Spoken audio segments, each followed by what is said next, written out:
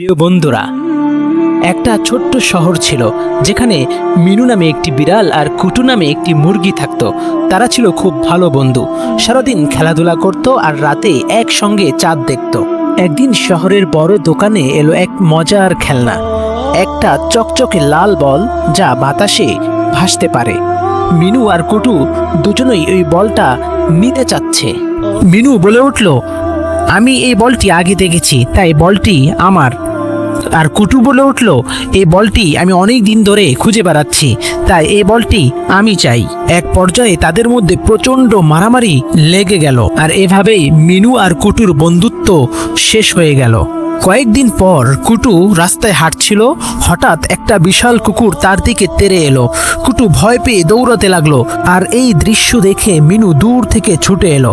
সে কুকুরটাকে ভয় দেখিয়ে তাড়িয়ে দিল এবং কুটুকে জড়িয়ে নিল। কুটু বলে উঠল, তুমি তো আমার সাথে রাগ করেছিলে, তবু আমাকে বাঁচালে কেন? মিনু বলল, বলটা শুধু একটা খেলনা, কিন্তু আমাদের বন্ধুত্ব তার চেয়ে অনেক বড়। কুটু বুঝতে পারলো খেলনার জন্য বন্ধুত্ব নষ্ট করা বোকামি। তারা ঠিক করলো সব কিছু ভাগাভাগি করে নিবে, যাতে বন্ধুত্ব আরো শক্তিশালী হয়। কারণ সত্যিকারের বন্ধুত্ব কখনোই লোভের কারণে ভাঙ্গা উচিত নয়।